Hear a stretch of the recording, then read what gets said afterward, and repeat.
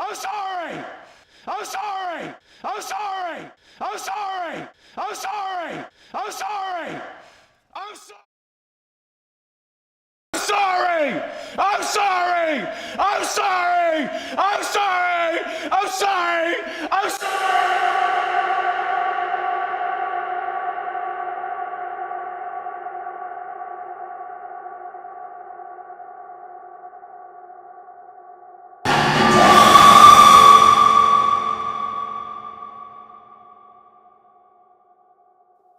Hello, folks. Welcome to episode 6 of NLPR. I am Jack, your host, and this is Blink Twice. And here we go, starting off with the face of the lizard. It's foreshadowing the flashback in the finale that ties everything together in the movie. And I love the creepy background music so much throughout the whole film. I had a whole different one planned out for this episode, but I couldn't stop thinking about this one for months on end, so now here we are. So here we see and listen to Slater King's apology initially, and it makes the finale much more impactful because it's showing a fake feeling of when rich people apologize for their, heinous actions and blah, blah, blah, blah, blah, so on. We see Frida's scar on her head, but it's blocked to where we don't notice it until we watch the film for the first time and then watch it more than once after that. All the news headlines talking and praising Slater is a great way of showing how billionaires control the narratives that affect their image and their lives and professional lives for that matter. Slater's interview is like the usual camouflage interviews we see all the time with celebrities. Just realized that sometimes you really do have to just stop and smell the flowers. This is pointing to the use of the actual flowers in the film, but they're also real flowers to begin with. Seems like you really are a changed man. Yeah, I am. Yes, of course, and I like eating bowls of wet cat shit. That was a joke, just so we're clear, everybody. Jess comes in and asks about her lighter starting that whole motif. We see Frida's hiding spot in the mirror, and it is so goddamn smart because later on we forget about it, yet it leaves that paper trail for us to come and find again. I need a fucking vacation. Aight, bro, you are never gonna fucking believe this. It is disturbing that the narrative is a literal cycle. Slater owns the company that Frida and Jess work for, so they can't just leave. And it begs the question, was all of this just to get Frida to like Slater in the end? Yo, Jess, can I get your lighter? Yes, but I want it back. I'm gonna have to write my goddamn name on that thing. Well, yes, but actually no. Like, you did just ask about where it was. Them flipping him the bird right after is actually an underreaction. Careful. You're gonna sprain your neck. I don't care if I break it. That's a nice signal that one of them will have a broken neck, which is Jess. Sorry to spoil it. And now we're quietly introduced to the other key characters in the film, and I gotta say, Naomi Ackie and Adria Arjona are perfect. Beauty. Sex. After Frida's nasty spill, Slater helps her up, and that's with a bright light behind him, like he is some type of savior, which we know that he is not. And now we see the party that Slater uses for the initial grooming. And at the end of it, he invites Frida and Jess to the island, and of course, they say yes. The image of the island from the plane kind of looks like a horse. Like a Trojan horse? Reversed? I don't know. I did not perform aerospace engineering. Adria appreciation shot for the timeline.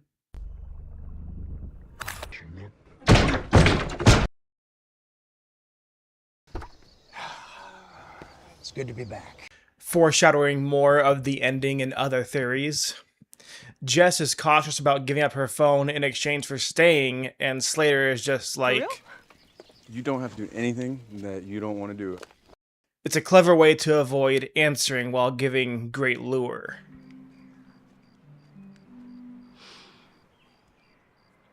I think I'll survive. Good. Well, I didn't realize we were trying to spoil the movie, Sweet Cheeks, but okay. This scene with the door, it had to be improvised to some degree. I've been meaning to get. I just now realized narratively, because Frida specifically has been to the island prior, as we see in like a metaphor or visual or some fancy term to showcase the abuse cycle that is happening. He is literally trapping Frida in the abuse so that she can't really escape and feels obligated to do so in order to not get in turmoil. Red Robin. Red Robin. I'm sorry. What? Just the way she says it, like, Red Rabbit! Red Rabbit! Hey. What's your name? I want to do my own thing, you know? I want to be the Slater King of crypto. Of course, and I want to be able to yell, "Welcome to Jackass," as I jump into the pool of the Queen Mary propeller room. What are we looking at? 2 eyes. It's actually dead people, but okay.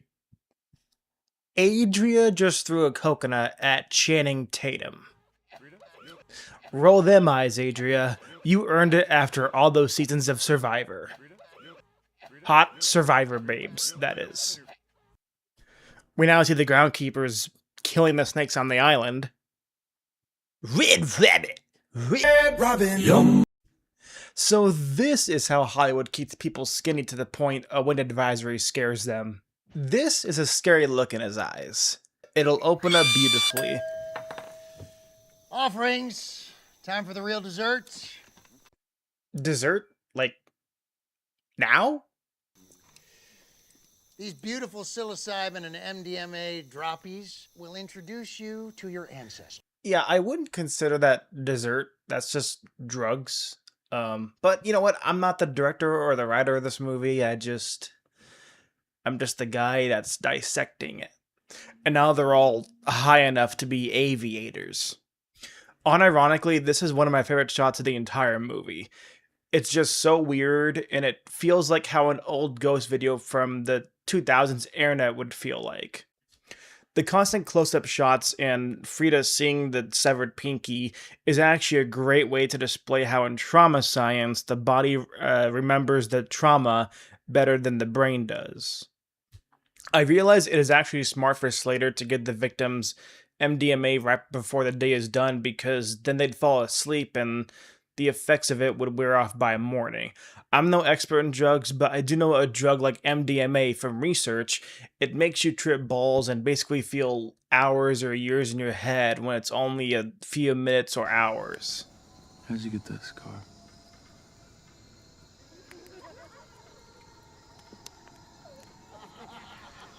I don't know.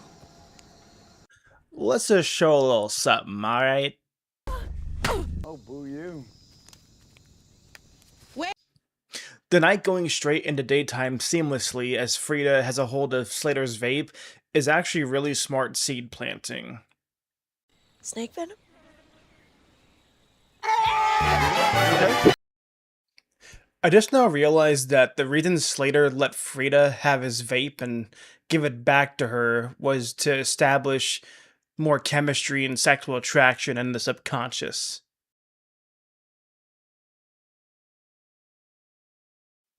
Oh my god, I now realize that while it is largely ambiguous, Slater's story about the guy on the tennis court with him that he says at the end, it is most likely about Rich, who is Kyle MacLachlan's character.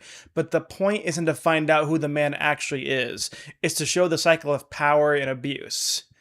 And I may have butchered that name, so I apologize. Jess looking very weird about her lighter, right as that one guy is throwing a fit about the knife.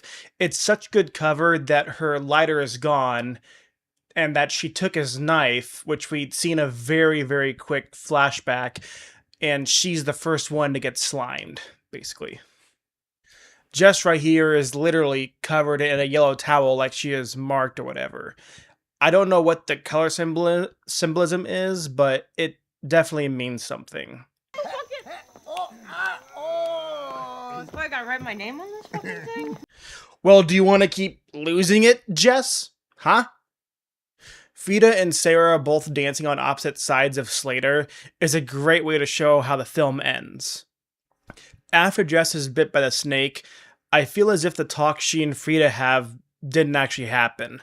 Like it was more of something in Jess's head to feel comfort before the inevitable happens, you know? It's perfectly covered up by how Frida isn't bit and is having a great time. This is another one of my favorite shots of the entire movie. And the sound effects seriously help it out so much. It's the same case as like Jaws with the theme song from that because it's just so culturally relevant.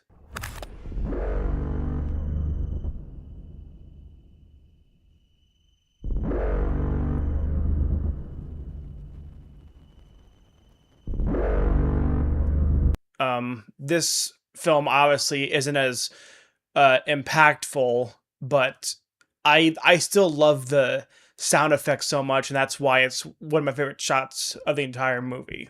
Red rabbit. Red rabbit. Red rabbit. Red rabbit. Red. Red rabbit. Red rabbit. Red rabbit. Guys.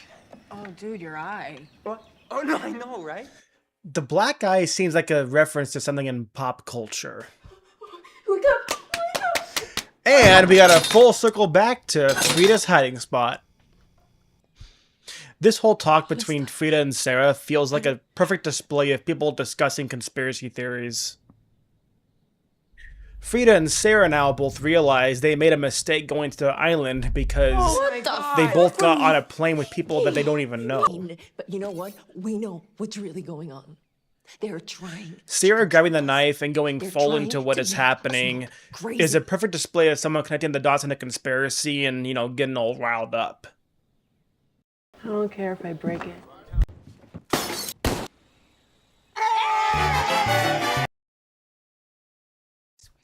So Frida is saying that they can't just call the cops and tell them what Slater is doing and how they're erasing memories because none of it sounds believable, as we know.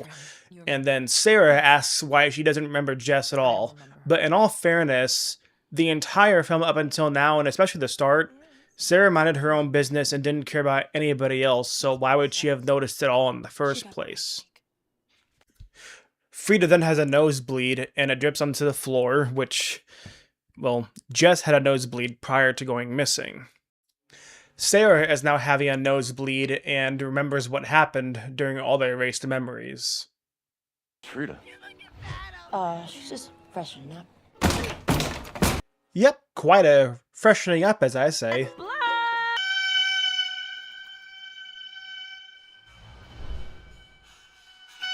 As Frida finally remembers what happened, when it shows the guy is eating and it drips orange stuff on the floor in a spotlight area, it's such a good way to show how the nosebleeds and the memories and the venom are all connected. I really like how the camera's taking pictures periodically because it's like a way for the powerful people to document and get their rocks off later, but it also comes back to bite them in the ass because it's basically evidence and proof at the same time. As horrific as this assault scene is, when I first watched this film, I couldn't help but first grin and think of Spider-Man 3 from 2007 because that whole montage of Tobey acting like a jackass is always too funny to watch. Then the grin immediately disappeared when the assault scene started because it is just, you know, hard to sit through and to know that there are real victims of these events happening in all kinds of places. And while it's uncomfortable to bring this up, the imagery of the Christ necklace on his neck during dinner and the assault scene, it's kind of pointing to, religious institutions and sexual assault cases happening all the time. She really won't remember any of this. The worse it is, the more they forget. All trauma gone. We'll get her cleaned up and she'll be back to having the time of her life. This is actually true in trauma science and logic, because the worse the trauma is, the more your brain literally pushes it out to protect you, which means you don't remember it until a trauma trigger comes and brings the memory back to you, which is why the body keeps the score much longer and efficiently than the mind does. The film displays this by showing how the girls, especially Sarah, don't remember Jess, yet they get the nosebleeds, because the nosebleeds are literally the body signal of a trigger. That's gonna open up beautifully. Want to know what else is going to open up beautifully?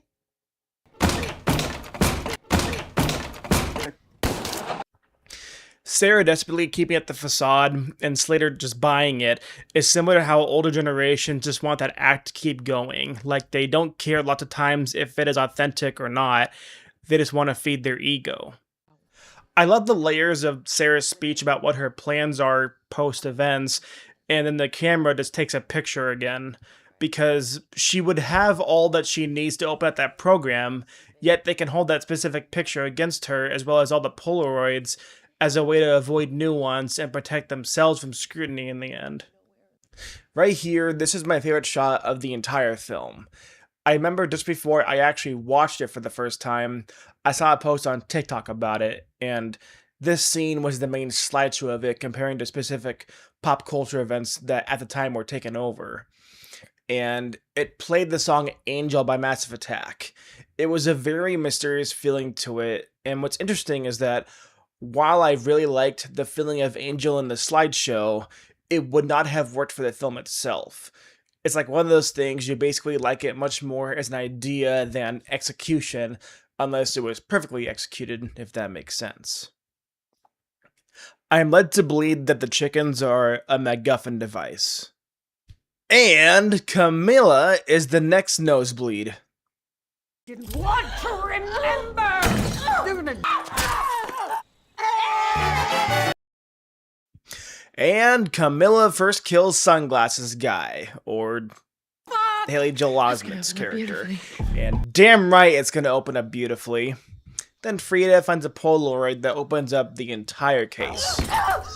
Forgetting is a gift, hon. Stace is saying this because it is a manifestation of those who have been in the cycle for so long that they are psychologically dependent on being complicit in order to survive. You did nothing. You did nothing for yourself. You did nothing for them. Slater saying how he believes there is a special place in hell for people who do nothing.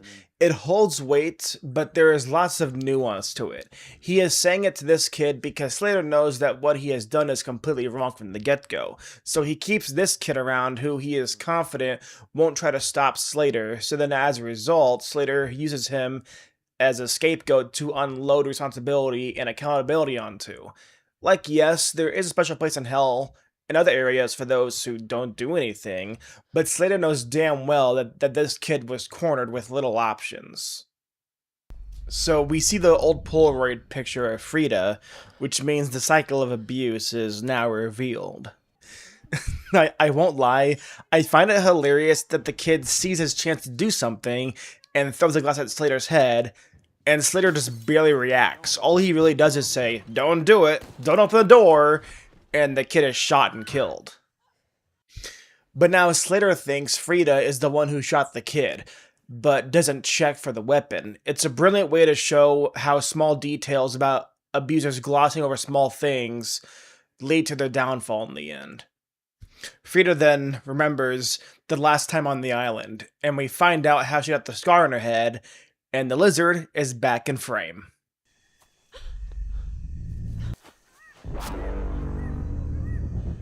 The music and the sound effect they use for this, it adds such a great atmosphere. So whoever made it, props to you, because it really seals the deal in the film, at least for me.